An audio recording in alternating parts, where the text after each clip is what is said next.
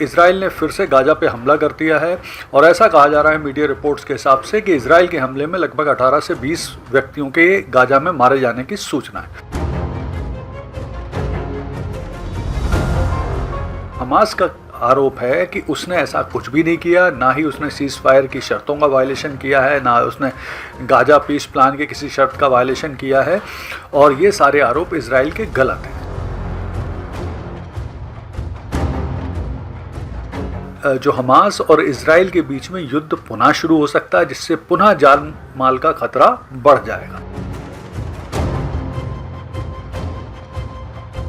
नमस्कार दोस्तों, आज बात करेंगे एक इम्पॉर्टेंट डेवलपमेंट पर और वो डेवलपमेंट ये है कि इजराइल के हमलों से फिर दहल गया है गाजा। तो आखिर इजराइल ने फिर से गाजा पे हमला क्यों शुरू कर दिया है, जो इजिप्ट का पीस प्लान है उसका क्या होगा और जो सीज फायर की शर्तें हैं, समझौते हैं, उनका क्या होगा, आइए इस पूरे घटनाक्रम का विश्लेषण करते हैं इस वीडियो में। तो देखिए, कल इजराइल ने फिर से गाजा पे हमला कर दिया है और ऐसा कहा जा रहा है मीडिया रिपोर्ट्स के हिसाब से कि इजराइल के हमले में लगभग 18 से 20 व्यक्तियों के गाजा में मारे जाने की सूचना है। तो इसके पीछे क्या कारण है? तो इजराइल ने जो कारण बताए हैं गाजा पर पुनः हमला के, वो सबसे पहला कारण है कि इजराइल का कहना है कि हमास जो इजिप्ट पीस प्लान है और जो सीज फायर की शर्तें हैं उनको सही ढंग से नहीं मान रहा है, उनका उल्लंघन कर रहा है। दूसरा, इजराइल का कहना है कि हमास ने गाजा के अंदर इजराइल के सैनिकों पर हमला किया।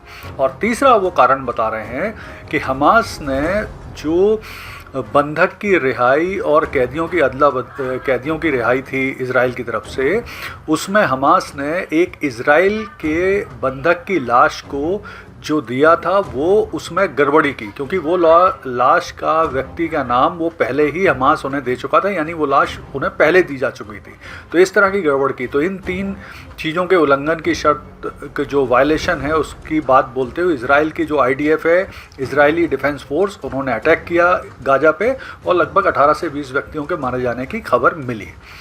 अच्छा, अब इसके उलट जो है हमास का आरोप है कि उसने ऐसा कुछ भी नहीं किया, ना ही उसने सीज फायर की शर्तों का वायलेशन किया है, ना उसने गाजा पीस प्लान के किसी शर्त का वायलेशन किया है और ये सारे आरोप इजराइल के गलत हैं। तो इस तरह का हमास का कहना है। लेकिन अब स्थिति क्या है? स्थिति ये है कि जिस तरह से दोनों के बीच में निरंतर कॉन्फ्लिक्ट बढ़ रही हैं, छोटी छोटी कॉन्फ्लिक्ट हो रही हैं, वो निश्चित तौर पर आगे जाके बड़ी कॉन्फ्लिक्ट में बदल सकती हैं, बड़े युद्ध में बदल सकती हैं।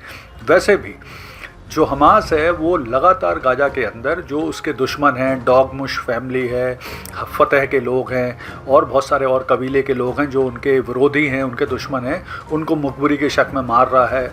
जिसको लेकर भी जो ट्रम्प हैं उनका कहना था कि अगर हमास ने अपने विरोधियों को गाजा के अंदर मारना बंद नहीं किया तो वो उनके पास कोई ऑप्शन नहीं रह जाएगा कि वो अटैक करें गाजा के अंदर और हमास को पूरी तरह से ख़त्म कर दें।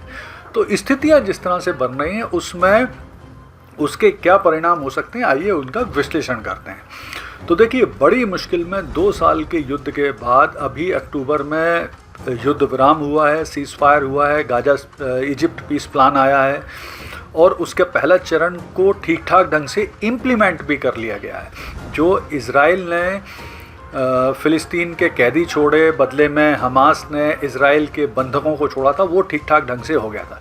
लेकिन जब इसके सेकंड प्लान को इम्प्लीमेंट करने का समय आया तो ना तो इजराइल ठीक ढंग से उन शर्तों को मान रहा है, ना ही हमास मान रहा है, ऐसा विशेषज्ञों का कहना है। क्योंकि लगातार दोनों की तरफ से वायलेशन हो रहा है सीज फायर और इजिप्ट पीस प्लान की शर्तों का।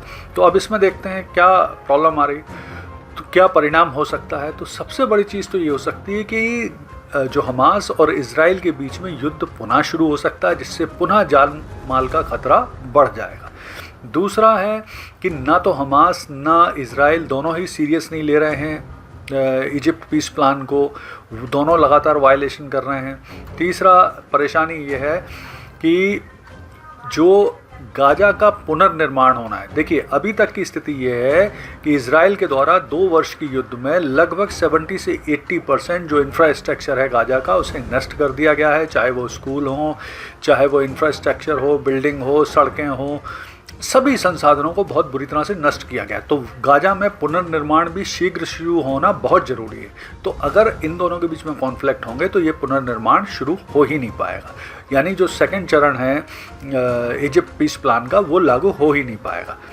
तो इस तरह से जो रिकंस्ट्रक्शन की ज़रूरत है गाजा में वो भी शुरू नहीं होगी। तो जो स्थितियाँ बन रही हैं, जिस तरह की परिस्थितियाँ बन रही हैं, उसमें बहुत ज़रूरी है कि जो कतर है, सऊदी अरब है, गल्फ़ के और प्रमुख देश हैं, इजिप्ट है, उनकी एक्टिव भूमिका हो। फिर से वो एक्टिव तरीके से मतलब हमास और इज़राइल को समझाने का प्रयास करें। अमेरिका, इज़राइल और हमास को भी ये समझना चाहिए कि इतने लंबे समय के बाद युद्ध विराम हुआ है, मतलब इज़राइल और हमास को समझना पड़ेगा कि इतने लंबे समय बाद युद्ध विराम हुआ है तो उसे मेंटेन रखने की कोशिश की जाए। नहीं तो अल्टीमेटली जो सफ़रर होगा, जो सफ़र करेगा, वो गाजा के आम लोग ही करने वाले हैं।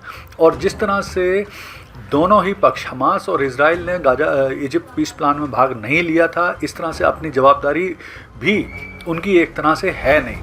तो अब वो जिस तरह से एक्ट कर रहे हैं, मुझे लग रहा है कि आने वाले समय में बहुत जल्दी गाजा में फिर से युद्ध शुरू हो सकता है हमास और इज़राइल के बीच में। क्योंकि इसमें एक और बड़ी प्रॉब्लम है कि जो इस पीस प्लान की सबसे बड़ी शर्त है कि हमास को निशस्त्रीकरण करना पड़ेगा, हमास को अस्त्र शस्त्र अपने छोड़ना पड़ेंगे, उसके लिए हमास तैयार ही नहीं। तो आने वाले समय मुझे लगता है कि गाजा के अंदर फिर से कॉन्फ्लिक्ट शुरू होने की पूरी संभावना बन रही है। धन्यवाद।